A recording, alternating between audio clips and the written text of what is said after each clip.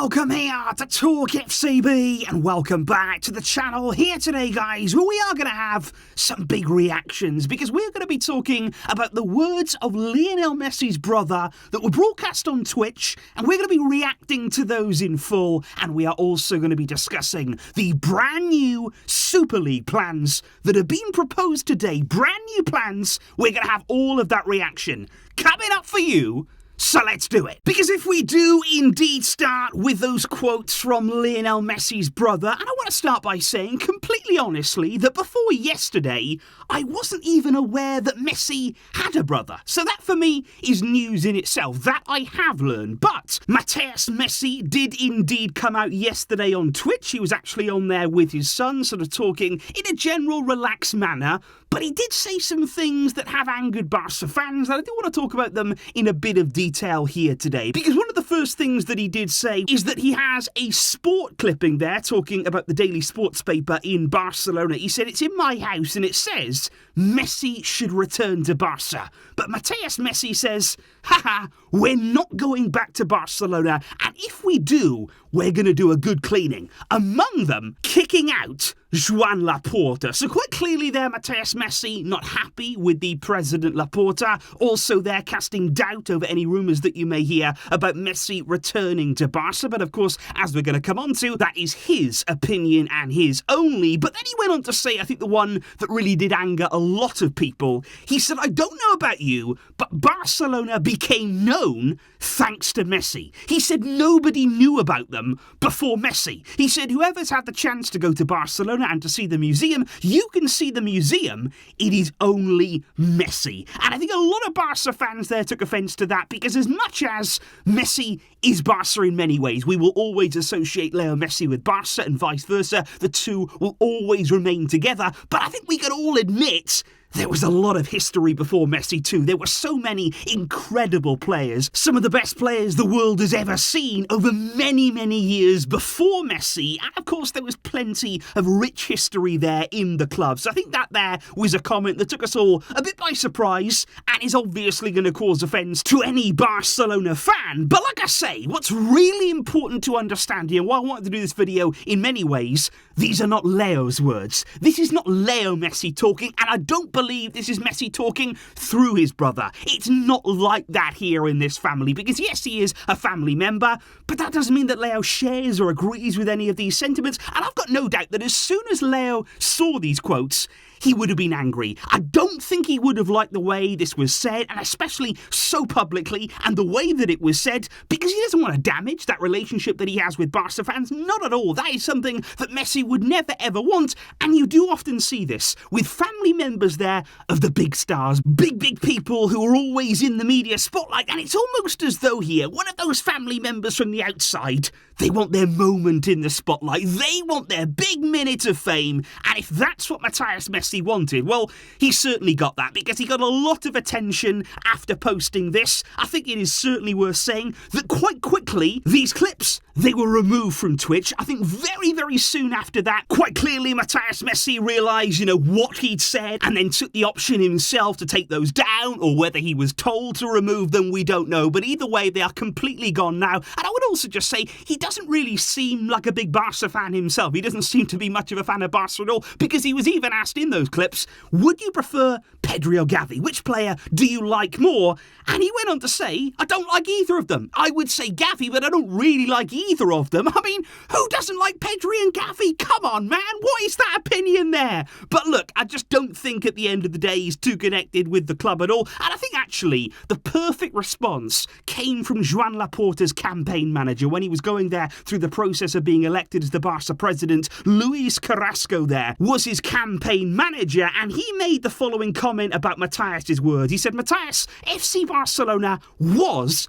big without Messi. He said, but he did make it bigger and bigger, but I wonder what you would be without Barca and without your brother.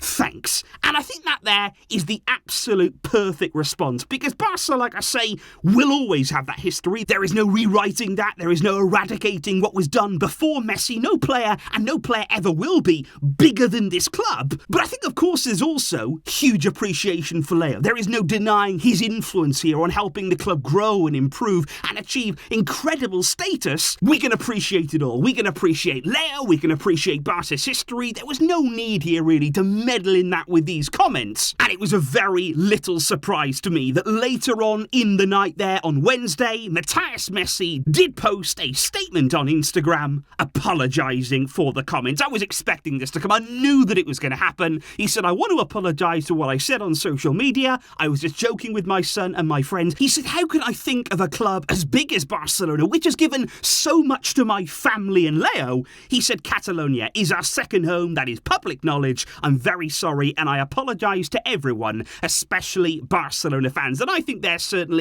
is something that, like I say, was always going to come. It's the natural thing to do, and I don't think we should associate here these words with Leo Messi. Just because somebody is in your family, just because they are a relative of yours, doesn't mean that you agree with everything they say. And I think that is something now that we've got to draw a line under, move on. It was something that happened that was sort of silly. I think he said it, not sort of realising the big reaction in the media that it would have. But like I say, let's just move on. Because if we do now indeed come on to those Super League plans. Now, this is something that I feel is significant, because in the background over these past few months, and indeed years, the Super League is very much still there. It is still alive, technically, because the founding clubs there, Barcelona, Real Madrid, and Juventus, they are still involved with the project. Also, the other clubs who sort of said they've pulled out, we're still sort of unsure where they lie in all of this, because they haven't actually paid, for instance, any of the exit clause that was in those binding contracts. So as we know it right now, the Super League still intends on making that return in some format,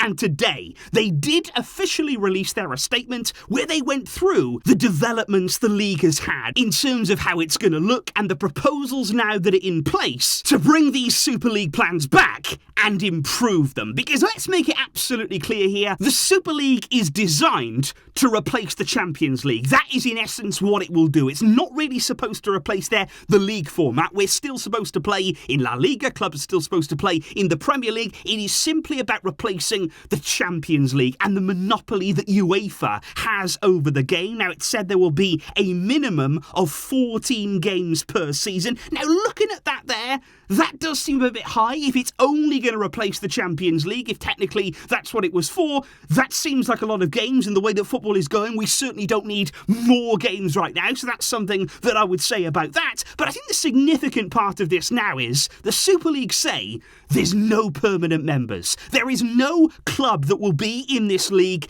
and will have their place secured forever. Because I think that was the one thing in the last proposal that people really didn't like, that they were not happy with there, that clubs would effectively just be able to be there, not on merit, not having earned it. So the Super League now will have no permanent members, and it will be based on merit. And the other interesting thing right now about these new proposals is it's said to be now a multi-division tournament. It will have sort of a format there with multiple leagues in it, sort of maybe in the similar sort of way that you'd say the Champions League, the Europa League, the Conference League, and now the Super League is incorporating, therefore, more clubs, because, of course, before it was only a select few out of everybody that would get to be involved, and the Super League say that there could be between 60 to 80 teams involved this time around, and apparently they're the Super League clubs, Barça, Real Madrid and Juventus. They've actually been speaking with over 50 different teams there about being involved in this league.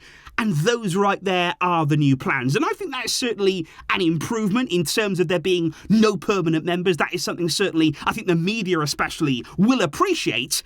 But I'm just interested to see what happens, because as these months go on, we have seen the Super League go to court against UEFA, against FIFA. They have won a lot of their court cases. They have made significant ground there in their bid to sort of operate, and they are not liable there for sanctions and punishments from UEFA and FIFA, and that is huge. That is a really significant thing when it comes to the Super League. And of course, we are seeing now a real problem. The Premier League is definitely pulling away. The financial might is all in that league. And I think that sort of the rest of Europe, it's being left to its own devices right now. It is being left effectively to just settle for what they've got while all of the money is injected into the Premier League, which, like we said before, that's effectively the Super League right now. And I'm just interested, guys, as to what you think there of those new proposed plans for the Super League. Is it an improvement on what they presented before? Are you now maybe more inclined to listen to what they've got to say? And what are your thoughts in general on everything that we have discussed in today's video? The words of Matias Messi, Leo's brother, and now the Super League plans. Do let me know all of that in the comments down below. Just wanted to react to one or two things in today's video for you. I hope you enjoyed it as always, guys. Thank you indeed for tuning in, for all of your support, and for getting involved. I will see you soon. But until next time, as always, Visca el Barça.